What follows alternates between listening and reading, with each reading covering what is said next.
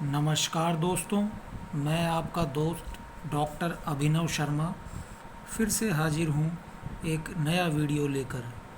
दोस्तों, आज मैं आपको फर्दर स्टडी के क्या रूल्स होते हैं राजस्थान सरकार में कर्मचारियों के लिए, उसके बारे में बताऊंगा कि यदि कोई सरकारी कर्मचारी हायर स्टडीज़ करना चाहता है, फर्दर स्टडीज़ करना चाहता है, तो उसके लिए सरकार में क्या नियम है। बात अगर JVVNL की करें, जयपुर डिस्कॉम की करें, तो जयपुर डिस्कॉम का JPD नियम 340 यानी JPD रूल्स 340 में इस फर्दर स्टडी रूल के बारे में दिया गया है।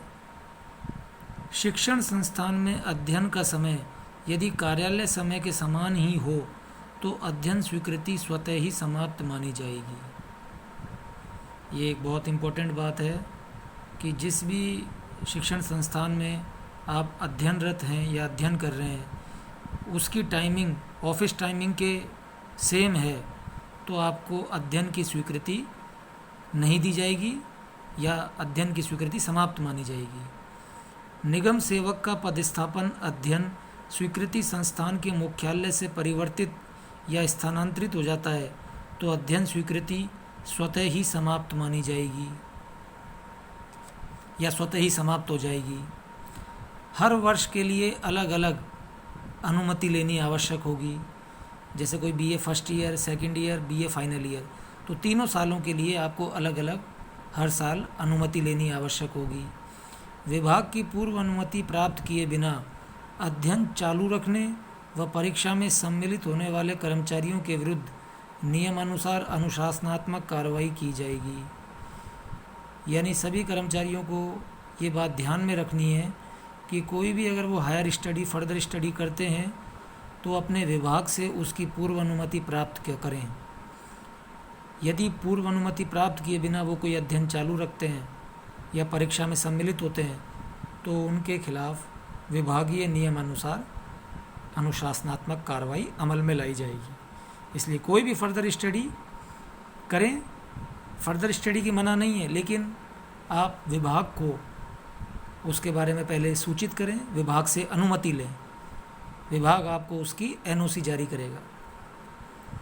जिन कर्मचारियों को इस वर्ष उच्च शिक्षा प्राप्त करने हेतु अथवा अध्ययन जारी रखने व परीक्षा में सम्मिलित होने की अनुमति दी जाएगी, उन्हें परीक्षा के दिवसों के अतिरिक्त अन्य कोई अवकाश स्वीकृत नहीं किया जाएगा।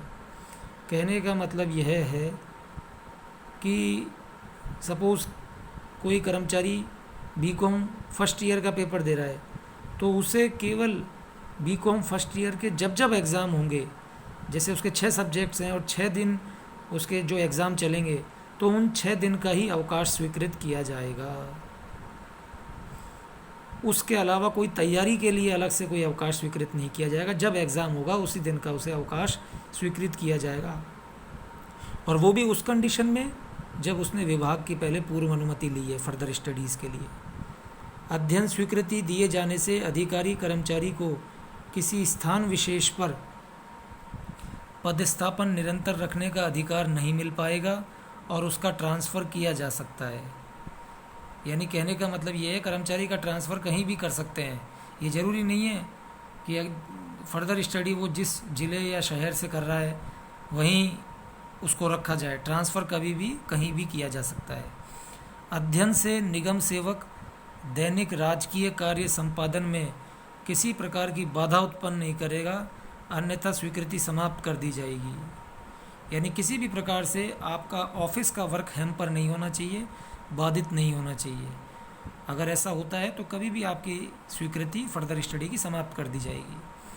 अध्ययन वर्ष में अधिकारी या कर्मचारी की उपस्थिति का प्रतिशत कम होने के लिए निगम किसी प्रकार से जिम्मेदार नहीं होगा। परीक्षा की तैयारी हेतु किसी प्रकार का अवकाश स्वीकृत नहीं किया जाएगा। जैसा कि मैंने पहले आपको बताया, तैयारी के लिए कोई अवकाश स्वीकृत नहीं किया जाएगा। केवल जिस दिन एग्ज़ाम होगा उस दिन आपको अवकाश स्वीकृत किया जाएगा। प्रशासनिक कारणोंवश अध्ययन स्वीकृति बिना किसी पूर्व सूचना के समाप्त की जा सकती है। बहुत ही इम्पोर्टेंट बात है कि कभी भी कोई इमरजेंसी या प्रशासनिक कारणों से किसी भी कर्मचारी की अध्ययन की जो स्वीकृति मिली हुई है वो बिना किसी पूर्व सूचना के समाप्त की जा सकती है।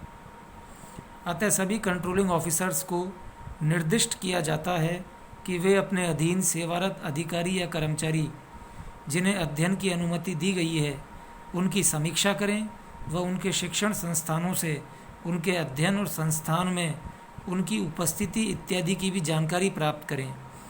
यदि कर्मचारीगण शैक्षणिक संस्थानों के अनिवार्य वांछित शर्तों के साथ साथ अध्ययन की स्वीकृति की शर्तों का उल्लंघन करते हैं तो उनके द्वारा धारित की गई डिग्री को अभिलेख पर नहीं लिया जाए और अपचारी निगम कार्मिक के विरुद्ध अनुशासनात्मक कार्रवाई की जाए।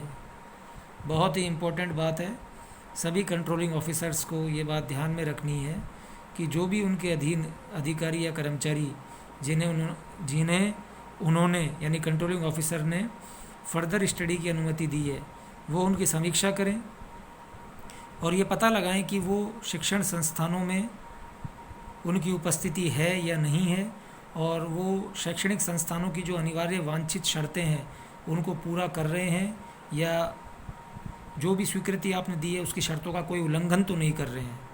यदि ऐसा कहीं भी नियमों की अवहेलना पाई जाती है तो उसे उस फर्दर स्टडी या उस डिग्री को अभिलेख पर नहीं लिया जाए और उस कार्मिक के विरुद्ध अनुशासनात्मक कार्रवाई अमल में लाई जाए।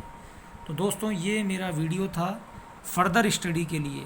बहुत से कर्मचारियों को ये दुविधा रहती है कि फ़र्दर स्टडी का क्या नियम है, कैसे हम कर सकते हैं। और दौसा सर्किल में मैंने फ़र्दर स्टडी रूल के लिए ऑर्डर भी निकाले हैं। आप उस ऑर्डर में फ़र्दर स्टडी का फॉर्मेट भी है JVVNL के कर्मचारियों के लिए। तो जिस भी कर्मचारी को फ़र्दर स्टडी करनी है दौसा सर्किल में तो वो उसको 31 अगस्त 2021 से पहले फ़र्दर स्टडी का फॉर्म सबमिट करा सकता है। Thank you.